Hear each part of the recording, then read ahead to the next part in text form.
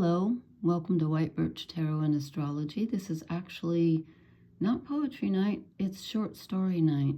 Silly short story night.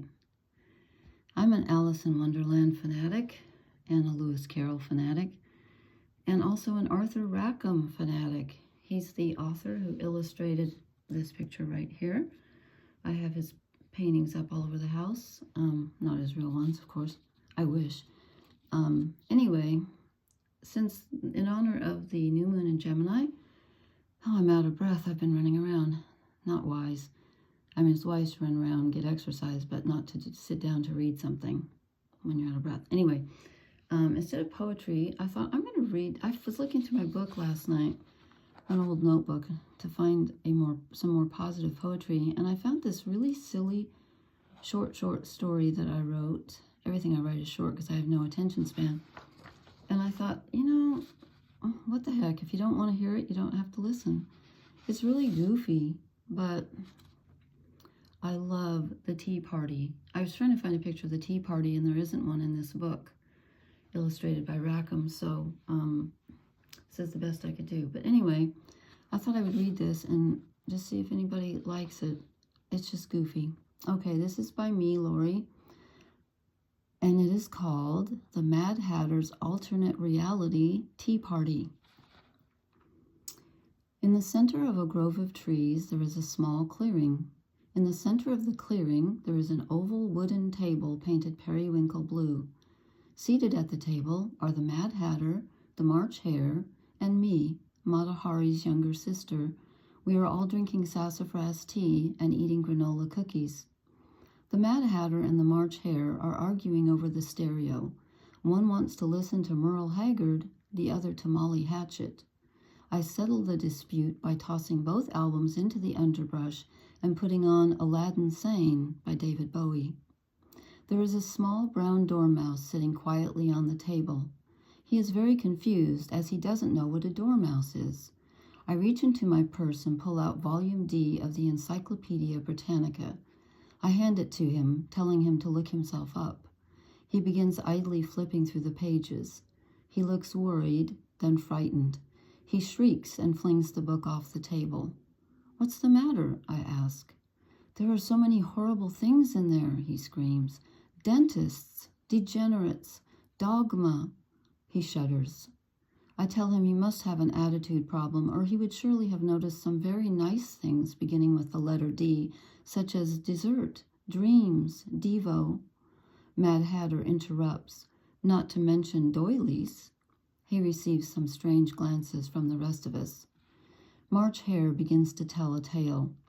"When I was young," he says, tears filling his eyes, "my mother used to sit by the side of my bed on a winter's evening and fill my head with legends and lore, myths and fantasies.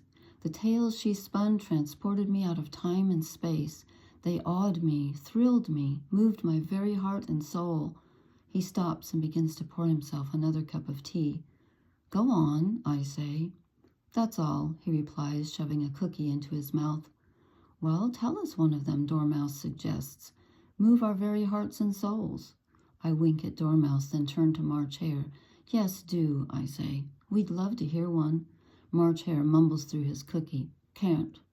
"Why not?" I ask. "'Cause," March Hare answers. "Can't remember a one." He licks crumbs from his whiskers with a quick pink tongue. A clap of thunder shakes the sky.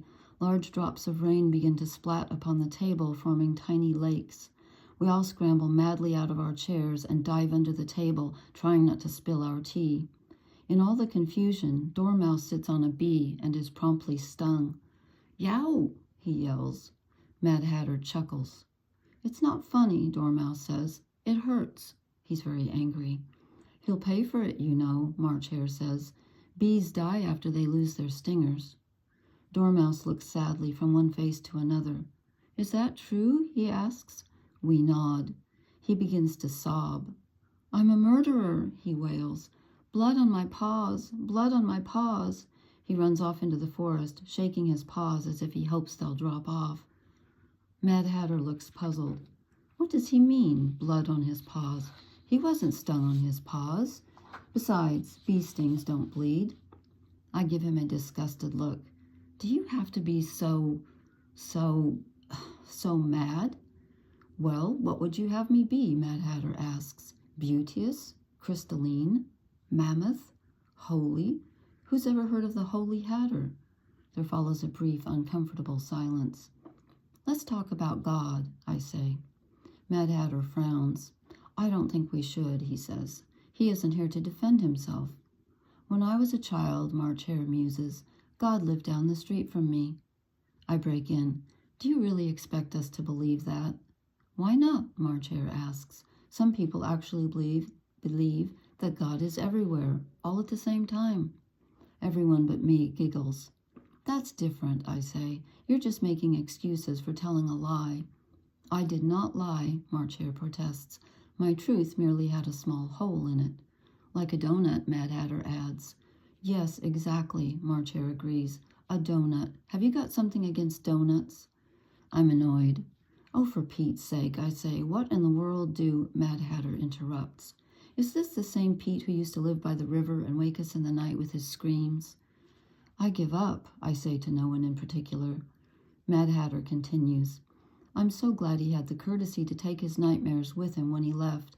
I shouldn't like to think of one of them sneaking up on me some dark, rainy night. A small voice steals in from behind a bush. It's Dormouse. I had a nightmare once, he begins. It went like this. I was in a crowded nightclub in West Berlin, and they made me do a dance on the bar top, and everyone was pointing at me and laughing, and I kept slipping in puddles of spilt beer. He grimaces, and a shiver runs through his body. Poor Dormouse, I say compassionately. Let's change the subject. I'm bored to tears. Better yet, says Mad Hatter, let's change realities. Yes, let's, I say through smiling lips. We all close our eyes and concentrate very hard on the spinning of the earth until... Fin. That's it. Thank you for listening. Blessings. Good night.